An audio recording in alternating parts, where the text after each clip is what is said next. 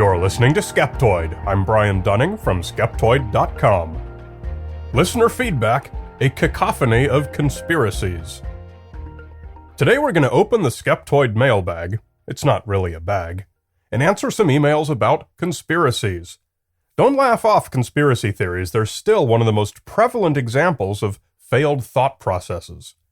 Conspiracy theories cut across all demographics. There's no age group, political affiliation, geography, or economic class that is free of conspiratorial thinking.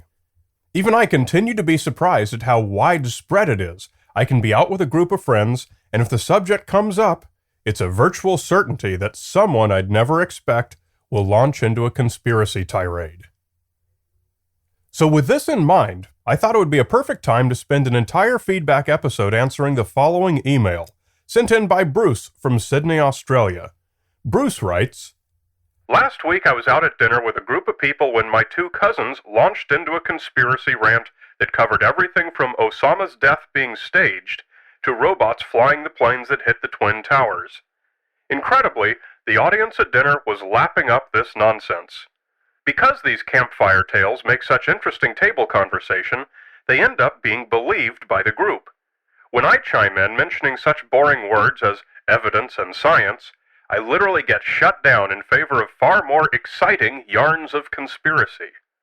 What is your advice on how to provide a balanced argument so the conspiracy crowd doesn't continue to grow in numbers by the time the dessert cart arrives?"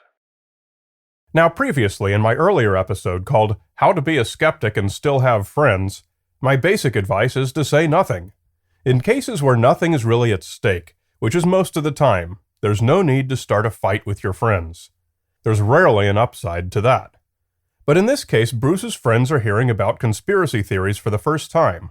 Most likely, they walked away and never gave it another thought, but the message they came away with was, there are some really scary conspiracies out there. Well, I'd rather they come away with a different message. I'd rather they come away thinking, there are some really goofy conspiracy theories out there. Here's one way to do that. The idea is to give the conspiracy theorist enough rope to hang himself. There's rarely a need to challenge him on any specific point. The reason this is almost guaranteed to work is that most conspiracy theories are usually absurdly complicated, self-contradictory, and united only by the concept that some authority or official story is wrong.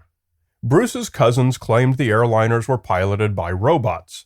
I've also heard that the airliners were holograms, that they were flying missiles disguised as airliners, and that they were real airliners with big mysterious boxes attached to their undersides.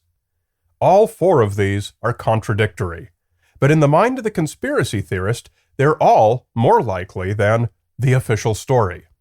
Each of these alternate suggestions would have required a completely different kind of conspiracy, with radically divergent details of who was involved and how it was accomplished. There are two questions you can raise next time you're in Bruce's shoes.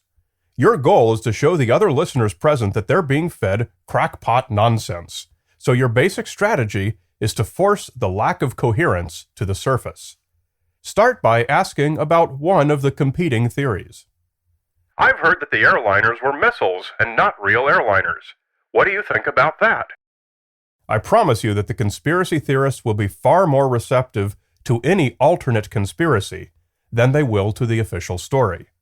Suggest an alternate conspiracy, and they'll probably say, sure, that's another possibility, or something along those lines. If it's Osama bin Laden's death, two competing theories are that he's still alive in some CIA luxury suite, and that he died naturally years ago. Your work is now half done. Flesh out the competing theories. If they were fake airliners, then the original ones must still exist. If they were real airline flights, then the pilots must have been replaced with robots at the airport. Get as many details as you can to supplement both theories with as much divergent information as you can, and then ask your second question.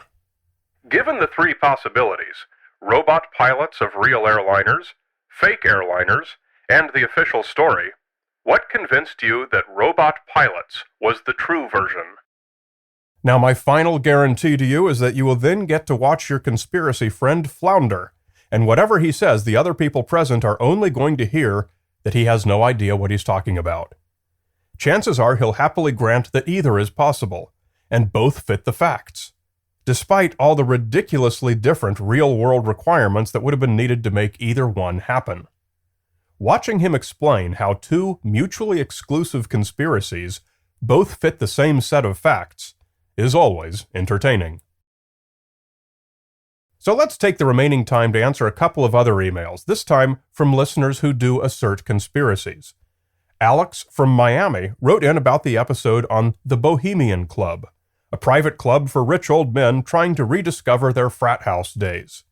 A number of conspiracy theorists assert that it's secretly for the planning of global domination.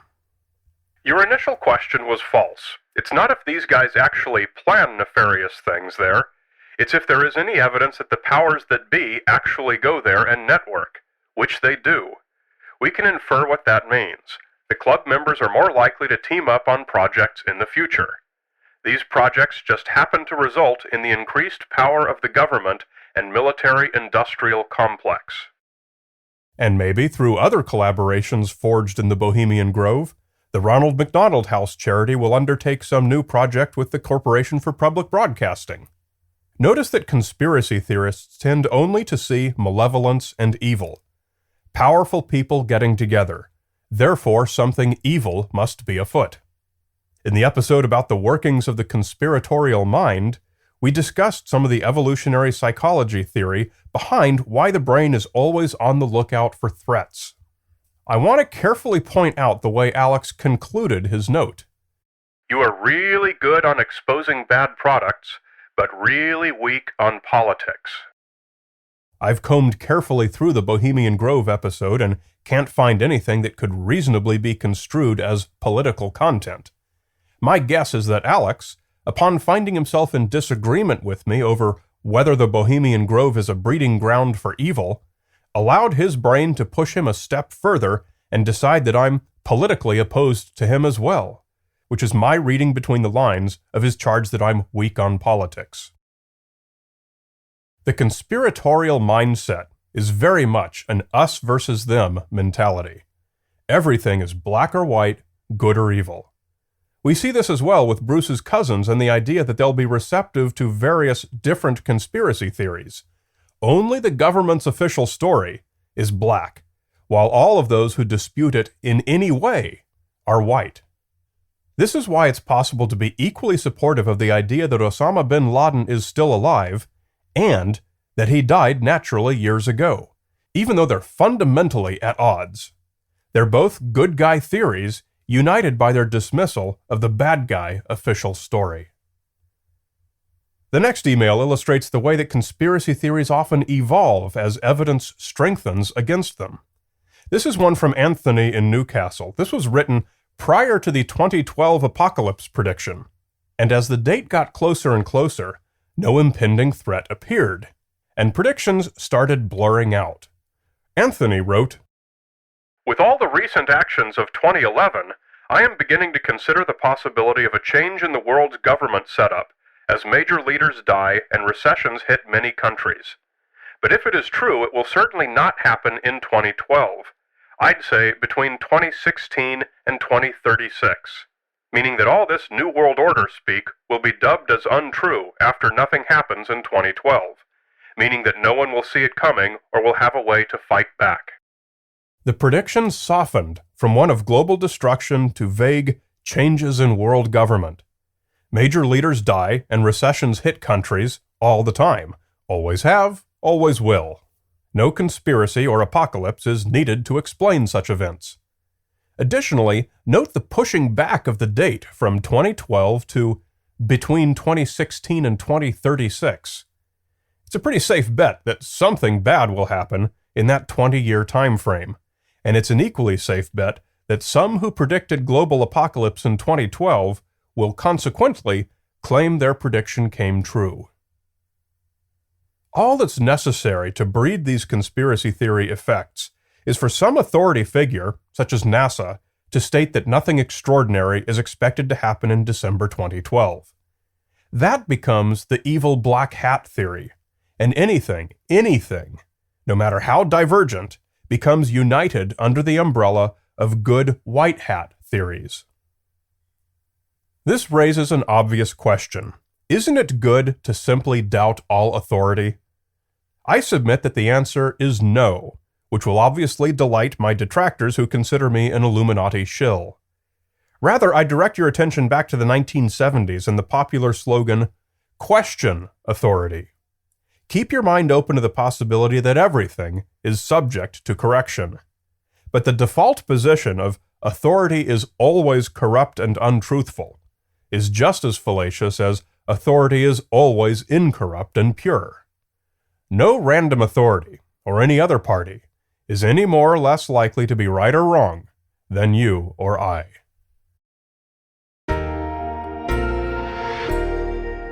You're listening to Skeptoid, a listener-supported program. I'm Brian Dunning from Skeptoid.com.